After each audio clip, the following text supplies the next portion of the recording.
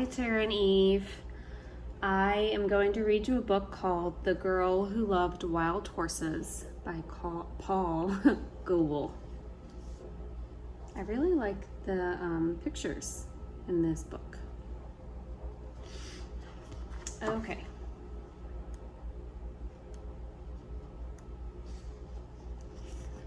So this is page 1. The people were always moving from place to place, following the herds of buffalo.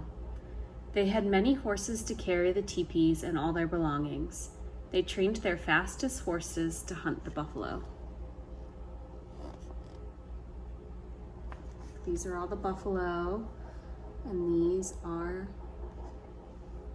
the people. There was a girl in the village who loved horses. She would often get up at daybreak when the birds were singing about the rising sun. She led the horses to drink at the river. She spoke softly, and they followed. People noticed that she understood horses in a special way. She knew which grass they liked best and where to find them shelter from the winter blizzards. If a horse was hurt, she looked after it.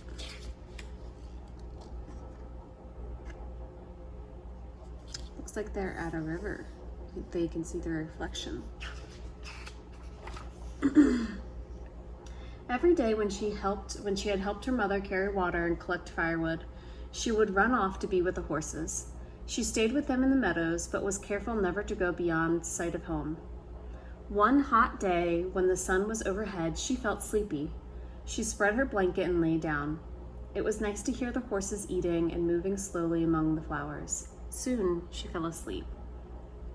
A faint rumble of distant thunder did not waken her. Angry clouds began to roll across the sky with lightning flashing in the darkness beneath. But the fresh breeze and scent of rain made her sleep soundly. There she is, sleeping away. Suddenly, there was a flash of lightning, a crash and rumbling which shook the earth. The girl leapt to her feet in fright. Everything was awake. Horses were rearing up on their hind legs and snorting in terror. She grabbed a horse's mane and jumped on his back. Look, here's the storm coming. All the horses are jumping. There she is, jumping onto the horse's back. In an instant, the herd was galloping away like the wind. She called to the horses to stop, but her voice was lost in the thunder. Nothing could stop them. She hugged her horse's neck with her fingers twisted into his mane. She clung on, afraid of falling among the drumming horses. The horses galloped faster and faster, pursued by the thunder and lightning. They swept like a brown flood across hills and through valleys. Fear drove them deep on, leaving their familiar grazing grounds behind. At last the storm disappeared over the horizon. The tired horses slowed and then stopped and rested. Stars came out and the moon shone over the hills the girl had never seen before. She knew they were lost.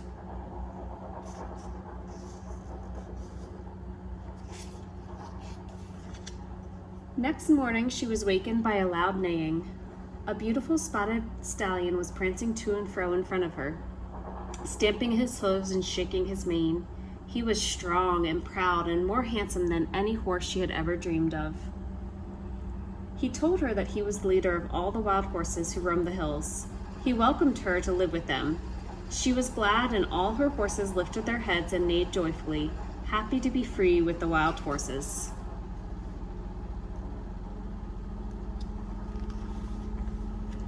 The people searched everywhere for the girl and the vanished horses. They were nowhere to be found.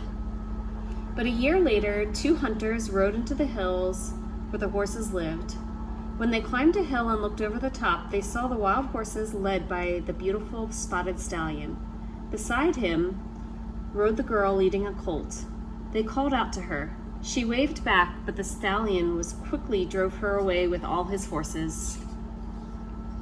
Well, those are her people, but the spotted stallion doesn't want her to go.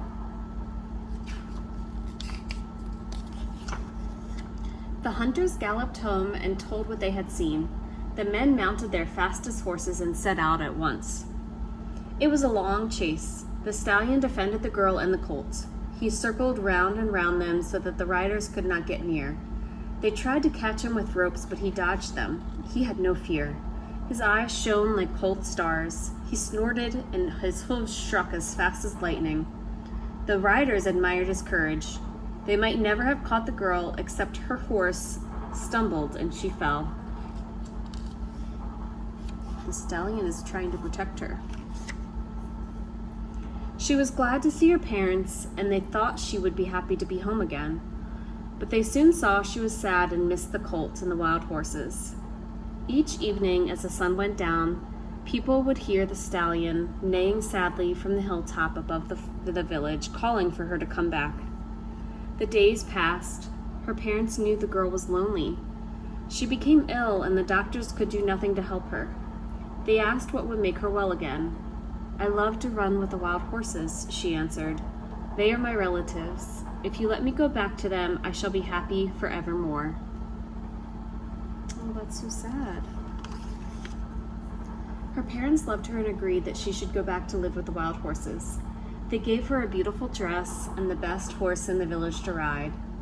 The spotted stallion let his wild horses down from the hills. The people gave them fine things to wear, colorful blankets and decorated saddles. They painted designs on their bodies and tied eagle feathers and ribbons into their manes and tails. In return, the girl gave the colt to her parents, and everyone was joyful.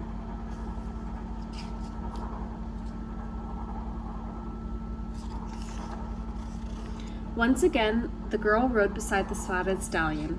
They were proud and happy to be together. But she did not forget her people. Each year she would come back, and she always brought her parents a colt.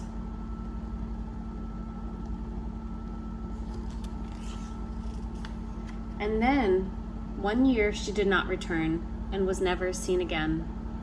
But when hunters next saw the wild horses, there galloped beside the mighty stallion a beautiful mare, with a mane and tail floating like wispy clouds about her. They said the girl had surely become one of the wild horses at last. Today we are still glad to remember that we have relatives among the horse people, and it gives us joy to see the wild horses running free. Our thoughts fly with them.